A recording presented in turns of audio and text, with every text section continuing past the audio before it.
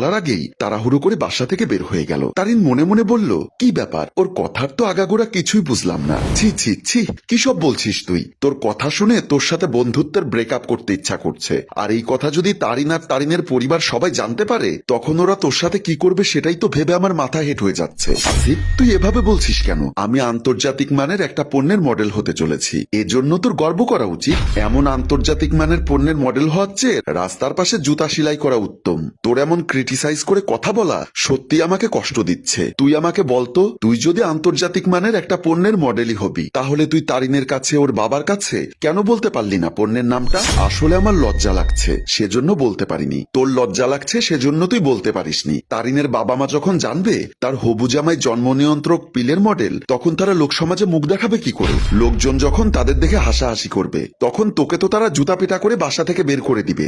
বন্ধুর কাছে পরামর্শ খুঁজতে এসে অপমানিত বোধ করলো সজল। আসিফকে আর কিছু না বলে সোজা রেস্টুরেন্ট থেকে বের হয়ে গেল। আসিফ মুচকি মুচকি হাসতে হাসতে বলল, তোর জন্য শুভকামনা রইল। মডেল হওয়ার পর বোরকা পরে যেন রাস্তায় বের হতে পারিস, তা না হলে তো লোকজন দেখলে হাসাহাসি করবে। বলেই হাহা করে হাসতে লাগলো। বাসায় এসে বেডরুমের ভেতর প্রবেশ করে ড্রেসিং টেবিলের সামনে দাঁড়িয়ে সজল নিজের দিকে তাকিয়ে নিজেকে প্রশ্ন করলো, আমি যা করছি তা কি ঠিক করছি নাকি ভুল করছি? তার প্রতিচ্ছবি থেকে কোনো উত্তর সে পেল না। মোবাইলটা হাতে নিয়ে দেখলো 100-র উপরে কল করেছে তারিন ও তার বাবা। হ্যাপির মোবাইল থেকেও কয়েকবার কল এসেছে, অসংখ্য মেসেজ জমেছে ইনবক্সে, কিন্তু তারিনের একটা মেসেজও সজল চেক করলো না। তারপর মোবাইলের সুইচ অফ করে দিয়ে বিছানার উপর উঠে শুয়ে পড়ল। ভাবতে ভাবতে সজল ঘুমিয়ে পড়েছে। দরজা খুলে বাসার ভেতর প্রবেশ করতেই হ্যাপি বলল, ভাইয়া, আপনাকে বাসায় প্রবেশ করতে নিষেধ করেছে। কি বলছো হ্যাপি? কে প্রবেশ করতে নিষেধ করেছে? মনে করুন আমি নিষেধ করেছি। কেন?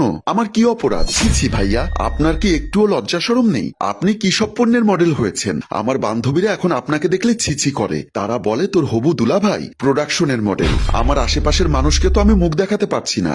আপনি এই মুহূর্তে আমাদের বাসা থেকে বের হয়ে যান। আচ্ছা, আমি যাব, তার আগে তোমার বাবা মায়ের সাথে একটু কথা বলে যাই। বলেই হ্যাপির বাবা মায়ের রুমের দিকে চলে গেল। কেরামত আলী আর মমতাজ বেগমের রুমের ভেতর ঢুকতেই সজলকে দেখে দুজনেই উত্তেজিত হয়ে দাঁড়িয়ে গেল। কেরামত আলী হুঙ্কার ছেড়ে বলল, তুমি এই বাসায় পা রেখেছো কোন সাহসে? এই মুহূর্তে আমার বাসা থেকে বের হয়ে যাও। আঙ্কেল প্লিজ আমার কথাটা শুনুন। মমতাজ বেগম বলল, তুমি বেকার ছিলে সেটা অনেক ভালো ছিল, তারপরও আমার মেয়েকে তোমার সাথে বিয়ে দিতে চেয়েছিলাম। মমতাজ, ওকে বলে দাও এখন আর আমি তারিনকে ওর সাথে বিয়ে দিতে চাই না। কিন্তু কেন?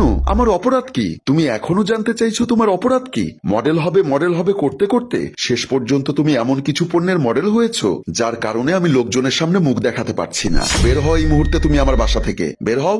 বলেই সজলকে ঘাট ধাক্কা দিয়ে রুম থেকে বের করে দিল। বেডরুমের বাহিরে আসতেই তারিন কোষে চর বসিয়ে দিল সজলের গালে। উত্তেজিত হয়ে বলল, তুই আমার বাবার বন্ধুর ছেলে